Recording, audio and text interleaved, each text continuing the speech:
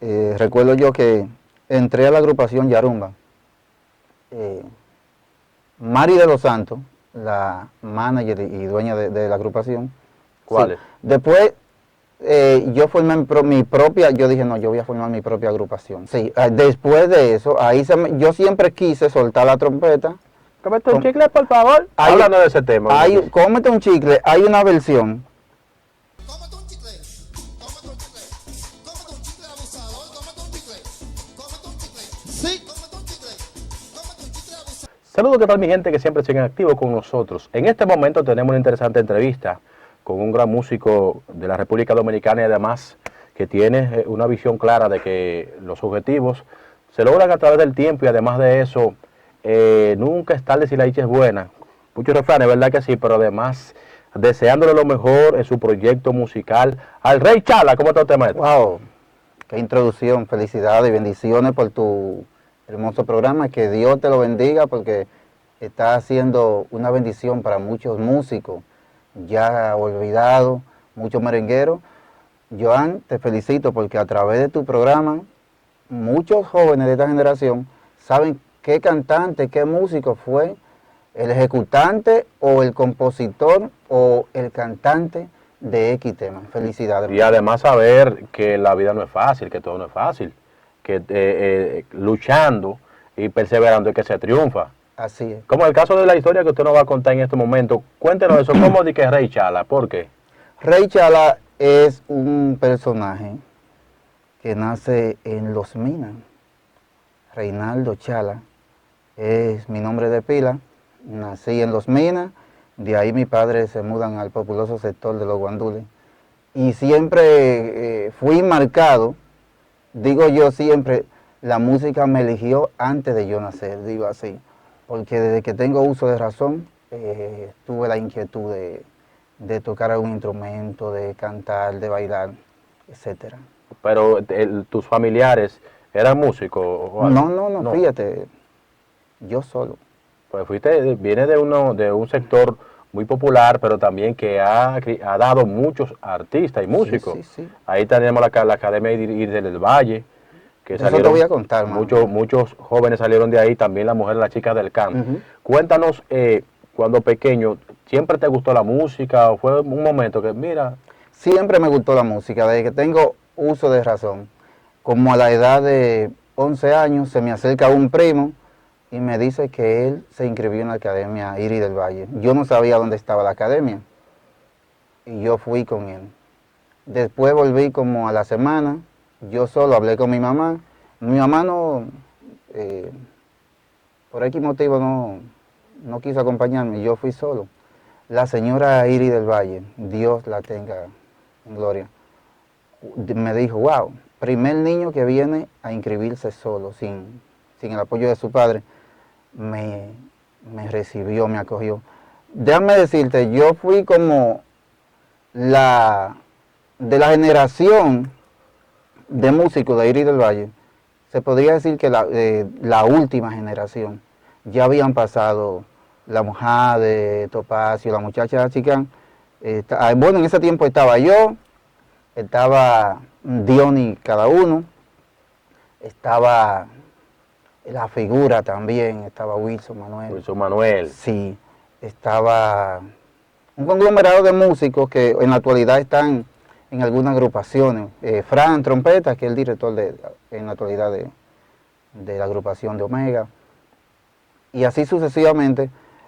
Iris del Valle, esa academia era como un centro de acopio.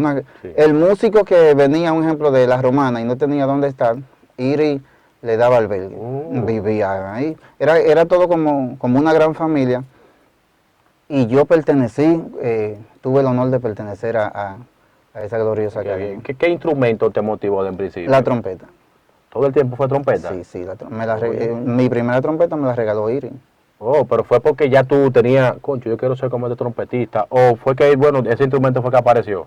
Joan, cuando te estoy diciendo que, ¿por qué fui como marcado con eso? Cuando yo tenía como 10 años, yo veía a un señor en la televisión llamado Wilfrido Vargas. Ay. ¿Cómo sonaba esa banda? ¿Cómo eh, ejecutaban esos trompetistas, la trompeta, cómo sonaba el saxofón, cómo sonaba ese merengue tan diferente que Wilfrido para esa época hacía. Me marcó. Si existe un merenguero que ha incidido y ha marcado en mi vida, es Wilfrido Vargas. Wow. Cuando sales de la Academia Iris, ¿qué haces? ¿Empiezas a tocar puertas en grupitos o qué? Cuando yo salgo de la Academia de Iris del Valle, pasamos a Radio Televisión Dominicana. En ese tiempo en Radio Televisión Dominicana, perdón. Cuando salgo de la Academia Iris del Valle, pasamos a una academia que había detrás de Plaza Lama. Irónicamente, la academia la quitaron. ¿Y sabe qué pusieron? Un parqueo. Oh. Ahí me di cuenta lo malo que estábamos nosotros los dominicanos como pueblo, como nación, donde no se apoya, el pueblo que no apoya a la juventud con la cultura es un pueblo que... Perdido. Una sociedad perdida. Sí. Yo vengo de una generación, me dolió mucho por eso, porque en mi generación era la de los músicos en los parques, donde en algunos lugares había una academia de música. Ya eso no se ve. Ya un joven hoy en día no tiene como la facilidad, por lo menos aquí en la capital, no tiene la facilidad de decir, ahora mismo tú me preguntas dónde hay una academia de música, yo no te sé decir. O hasta una banda municipal, un ejemplo. Exactamente. Hay en algunos pueblos, pero en otros no. Entonces, ¿cómo es que llega a Radio Televisión Dominicana? Fácil. Cuando quitan la academia de... estaba atrás excúsame que mencioné, no sé si se... No importa, empresas no importa que menciones. Ok, atrás de esa tienda. De ahí pasamos a Radio Televisión Dominicana. Casi los mismos músicos, los mismos compañeros que tenía donde Iris del Valle. Pasamos a Radio Televisión Dominicana, donde funcionaba una extensión de Amucaba. Estación de músicos, bailarines, cantantes, etc. Y ahí seguimos con El aprendizaje. con la formación musical, etc. Ahí también teníamos la facilidad de, antes de comenzar la clase, ver las agrupaciones que... Oh, que llegaba. Sí. Ahí había un programa llamado Meridiano Caliente. Y yo me codeaba con los músicos que en esa época estaban en su apogeo. Antes de yo comenzar la clase me quedaba mirándolo. Hablaba mucho con los cantantes y los músicos de la orquesta de planta del programa. El cantante, adivina quién era. Pavel Núñez. Ah. Era el cantante, siendo un muchachito, el de la orquesta de planta. Y ya cuando salgo de ahí, pasamos al Conservatorio Nacional. ¿Cómo? Sí. Estamos hablando con un músico, ¿no es? Muy efímero. Sí. Muy efímero. Cuando entro al conservatorio, pensando que me voy a formar más como músico popular, estábamos mi amigo Frank, un trompetista, y yo, tocando con Padre Pedro Juan, me parece que era. Joan Abreu, salió la directora del Conservatorio Nacional y nos sacó. Literalmente, aquí no se puede tocar merengue. Eso para mí fue un choque porque yo digo, pero ¿cómo en el Conservatorio Nacional? Yo siempre he tenido un espíritu sindicalista. Le digo yo a los compañeros, pero ¿cómo en el Conservatorio Nacional de Música, siendo nosotros dominicanos, dicen que no se puede tocar merengue? No, música clásica, que Beethoven, que etcétera. Y eso me causó un malestar. Pedro Pérez, ¿cómo? Porque ninguno de los que yo he entrevistado que han pasado por ahí, por el Conservatorio de Música, obviamente es una academia de enseñanza de musical, pero ¿y cómo puede ser posible que una academia local dominicana, nuestro género, el merengue, cómo que no se podía tocar en ese tiempo popular? Por lo menos que se piensa ya. No, en ese tiempo en el conservatorio no se podía tocar merengue, era pecado, era un pecado capital. No estoy mintiendo, no estoy exagerando, puede preguntárselo a cualquier músico. Después, más adelante, el maestro Gripín Fernández daba música popular dentro del conservatorio. Más adelante, años más tarde, Gripín Fernández. Okay. Entonces no pueden continuar en la Academia de Música. ¿Qué hacen ustedes? No, los músicos populares, en ese tiempo lo que hacíamos era que nos formábamos prácticamente. Ya se dio el pozol y el eslava, los métodos tradicionales, ya prácticamente en los parques. sea, era así, de los Ventú y así, sucesivamente. Sí. Entonces, ¿cuál es esa primera agrupación que le brindó la oportunidad al Chala? La primera agrupación fue la Orquesta Sinfónica Juvenil. Ah, pero mira qué detalle. La formó, El señor ha tenido conmigo. la Orquesta Sinfónica Juvenil la formó la UNESCO en el primer gobierno del presidente Fernández. En combinación y fomentando la cultura, forman esa orquesta. El primer concierto, recuerdo yo, que fue en el Salón La Cariátide del Palacio Presidencial. Oye, pero tocando Trompeta. trompeta, pero que asunto filarmónico. Sí, sí, era todo filarmónico, todo clásico. Era como que me estaba persiguiendo eso. Parece que sí, porque entonces allí en la academia no le permitieron porque usted era algo popular. Sí. Pues solamente para calentar un poquito. Exactamente. Pero como que termina interpretando música. Sí, tocábamos la Quinta Sinfonía, tocábamos algo de Chopin, etcétera. Sí, lo recuerdo bien. El director era, y quien nos daba los cursos talleres, era José Antonio Molina. Ah, pero venga acá. José Antonio Molina. Ahí estaba, en el violín estaba Omar, hijo de Lice Selman, estaba Pedro, hijo de Ivón Veragoico, hijastro, mejor dicho. Y eran la crema innata, ya los trompetas eran los únicos ya de callejón. Ah, pero mira, entonces luego de la filarmónica. Luego paso al ejército. Ah, que el ejército siempre Sí. ha reclutado. Sí. Ellos reclutan personas que quieren ser militares, pero también personas que quieren ser músicos, o que Claro. quieran continuar la música. Claro, claro. El ejército, duré 2 años ahí. Y sí, déjame decirte, sí, gracias a esas instituciones militares, muchos músicos hoy en día tienen un seguro médico y tienen un chequecito. Gracias a esas instituciones militares, si no, Tuvieran envuelto un etcétera, esos Sí. músicos ya con edad avanzada. Exacto. Ujú. Y entonces ahí ya empieza ya a calentar un poquito más los Sí. motores para salir a lo popular, o todavía no sale a lo popular. Sí, ya más adelante salí. Recuerdo yo que entré a la agrupación Yarumba. Mari de los Santos, la manager y dueña de la agrupación, yo la llamé un día, le dije que si había una vacante. Me dijo, ya mañana estamos en el Pasarrato. El Pasarrato era un programa que tenía Roberto Salcedo. Y entonces yo entré a Yarumba, ya en la segunda etapa, donde en el frente estaba Génesis, se llamaba la muchacha, María Estela, la rubita, que siempre estaba, y estaba un muchacho de Jarabacoa, Cauri me parece se llama. Eso es cuando ya la mariposa ya había dado muchos Sí, bandazos. Sí, la mariposa ya, las alas se la habían cortado. No, bien, entonces, ¿qué tiempo duras ahí con ellos? Duré fue como 10 meses.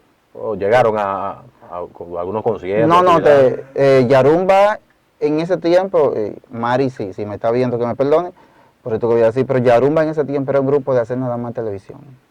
O sea, nada más lo de ellos era para Mucho mediatur. para figurientes en mediatur. Sí, mucho mediatur. Pues, obviamente quizá ella por querer volver, qué sé yo, a sus actividades, no se dio, pero quizá por eso fue que ella lo hacía.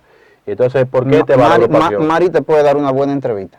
Sí, pero que no aparece por ninguna parte. Sí. ¿Por qué te vas de Yarumba o te fueron, qué? Yo ni sé, si te digo ahora mismo que si fue que me fueron, no recuerdo cómo fue el asunto, pero después de eso, ahí mismo, Dionis Fernández formó una agrupación, se llamaba La Banda Veneno. Ese conejito es mío, se me sonó porque era en la época. Yo soy como un híbrido porque yo vengo de una generación donde viene de competir el merengue bueno, con letra buena, buenos ejecutantes, con la salsa de Puerto Rico, donde había esa competencia entre quienes tenían los mejores arreglos, los mejores cantantes, entre la salsa boricua y el merengue de aquí.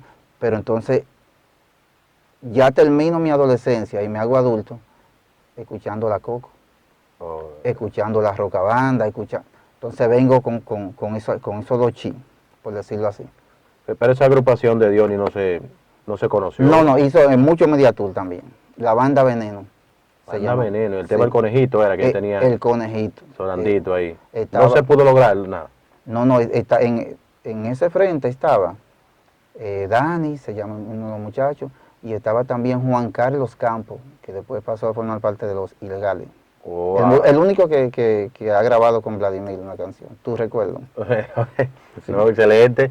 Y luego las otras oportunidades que fueron abriéndote las puertas a otras agrupaciones, ¿cuáles? Sí. Después yo formé mi propia, yo dije, no, yo voy a formar mi propia agrupación. Ah, pues muchacho atrevido, tú. Sí, sí. Y no, yo recuerdo que yo fui a una disquera, en ese tiempo existía una disquera, donde grababan producciones sin tener la orquesta y sin tener el frente y sin nada para mercadearla. Y fui a una disquera llamada Eden Records, no existe ya.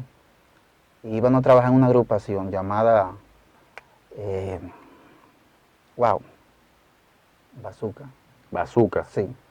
Era merengue también, obviamente. Merengue. Tú, cuando te menciona que todavía existía la disquera y que grababan, era porque los CD todavía se podían vender. Claro, claro. No estaba la era digital todavía de lleno. El CD estaba todavía en Pamper. Sí, Estaba en terminando la cinta, entrando ya el CD. Sí. ¿Y qué pasó? Que tú dijiste que formaste una agrupación tuya. Sí, después de eso, yo siempre quise soltar la trompeta y cantar, que me gustaba mucho el figureo. Ser líder. Me visualizaba como Wilfrido tocando y cantando. Me visualizaba así. Me llaman para esa agrupación. Ya la agrupación, como te dije anteriormente, ya todo estaba grabado. Simplemente era para cambiar el frente. Okay. Ahí estuve. Después de eso, formé mi propia agrupación. Sin vaqueo, sin ayuda, sin nada. Formé mi propia agrupación. ¿Cómo se llamaba? Así mismo, Rey Chala. Rey Chala. ¿Con temas propios o qué? Tema propio. Inédito, Sí. así. Nada de que no, que dame un tema de Wilfrido, nada de eso. No, no. Bueno, el único que no es propio fue uno que me dio mucho a conocer fuera de aquí, en Sudamérica. Cómete un chicle. Cómete un chicle, por favor. Sí. ¿Y ese es usted? Sí. Ah, pero oye, cómete un chicle. Cómete un chicle, por favor. Hablando de ese tema. Cómete un chicle, hay una versión. Yo conversaba mucho con una persona por las redes, cantante también. Ella es venezolana. Y que ya la versión estaba y quería hacer una versión con ese tema. Y de repente me mandan, me dicen, mándame el tema para yo escucharlo, para yo compartirlo por aquí. Ah, pero ya se me adelantó y lo grabó solo. Pero ya yo había hecho un trabajo con él. Tómate un chicle, tómate un chicle, tómate un chicle abusador, tómate un chicle, tómate un chicle, tómate un chicle, tómate un chicle abusador, tómate un chicle, que tú eres un levopero, tú eres un levopero, tú eres un levopero, tú eres un levopero. Sí. Sí. Porque el tema primero se pegó aquí, pero luego allá fue que explotó. Ujú. ¿Qué tal te fue con tu agrupación en ese entonces, esa pegada del chicle? La pegada iba en su momento y estaba en su apogeo, pero yo dejé de recibir el patrocinio para empujar la carrera. Sabe que el asunto de la música, a veces la gente dice, pero ¿qué le pasó a tal artista que iba bien? Y hay muchas cosas que la persona no conoce, el por qué una carrera se estanca. Pero tenía un tema sonando. Sí. Y pues no podía salir tú, muchachones, vamos a la orquesta a tocar, nada de eso. O vamos a abrir puertas, a tocar, desbaratar puertas por ahí. Sí, esa era la guerra de la papeleta, como dicen. Oh. Esa era la guerra donde si tú no llegabas con un mal... Había un tema aquí que era prohibido tocarlo. Ya se puede hablar abiertamente de la famosa payola. No, claro, la payola ya es legal. Sí, la payola era un secreto a voces. Sí. Entonces, aparte del chicle, ¿qué otro tema tenía en la agrupación? Bueno, le hice un homenaje a Ramón Orlando Hueo, con el tema Hueo, me quedó muy bien, él mismo me felicitó. Y lo importante es que en la actualidad estamos resurgiendo, hermano, como el ave fénix. Sí. Estamos ya trabajando dándole calor al proyecto, cambiando algunas cositas, y ahora que hay Rey Chala. No, Por excelente. mucho tiempo. Chala, luego de ese acontecimiento histórico, llamo histórico porque el tema suyo, el chicle interpretado por usted, Todavía está sonando Sí, en todavía. América Central, América del Sur y esos países. En Argentina, bueno, antes de la pandemia yo estaba invitado y de repente comenzó la pandemia. Hay un muchacho dominicano, Giancarlo se llama, Giancarlo Alcalá, que él lo interpretó allá y él mismo me mandó los videos llenando estadios. ¿No? Y ese tema sonando, porque ahora que los temas de los 90 ya están bateando. Pero antes de empezar con tu proyecto actual, que viene con todos los poderes, ¿qué ocurrió luego de que, bueno, ya rechara la orquesta, no se dio? ¿Tú pasaste a otras agrupaciones, por lo menos como músico? Mira, yo tuve una baja. Yo tuve un poquito, dedicándome a otro tipo de negocio, como Ok. la de fotografía, porque el ambiente de la música, los músicos saben que somos a veces muy sentimentales. Sí. Hueo, hueo, hueo, hueo, hueo.